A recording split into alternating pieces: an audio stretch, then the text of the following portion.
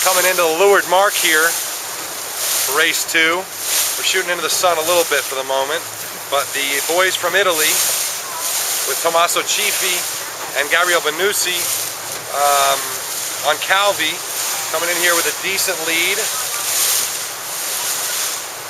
They're going to choose the right Leeward gate and head off back to the left-hand side of the race course as you look upwind.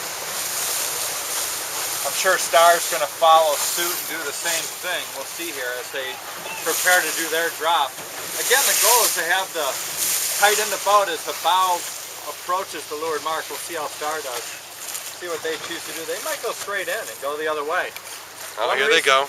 Yeah, tack is released first. Then they pull the kite around and drop the halyard. Then it goes right into the boat. Pretty easy on these boats.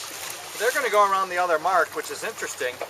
Probably the biggest reason that Harry Melges is choosing to do this is there's a lot less traffic on the right side of the race course. Right, look at all this is a wall of dirty air here for the guys going underneath it.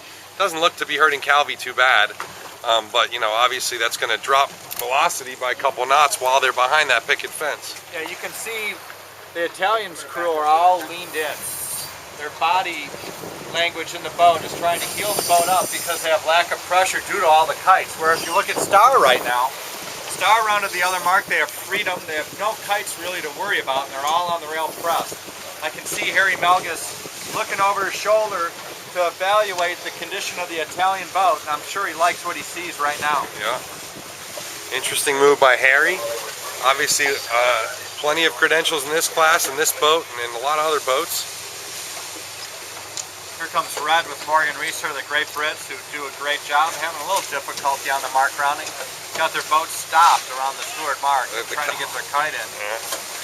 Not how you want to do it, but they're an excellent team and a great boat, so they won't suffer too bad. They'll make up for it. Then we got Jeff Perini and Charlie Ogletree coming around the gate here in 178.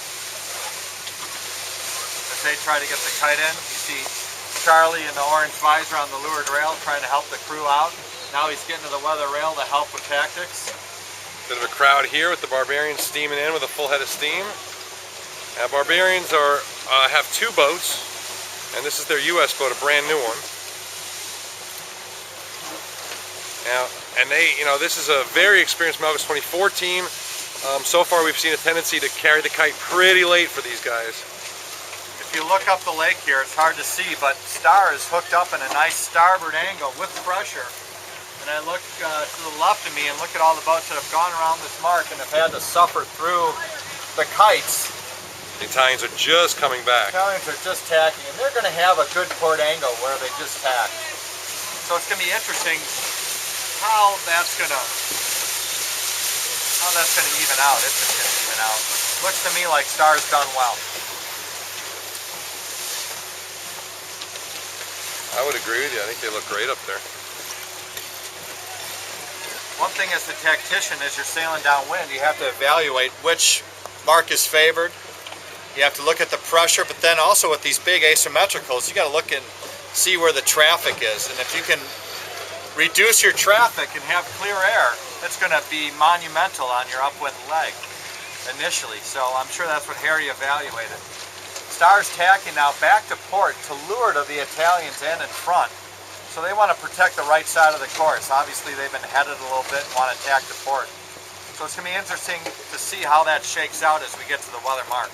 All right, well, we will get up there. Thanks, Andy.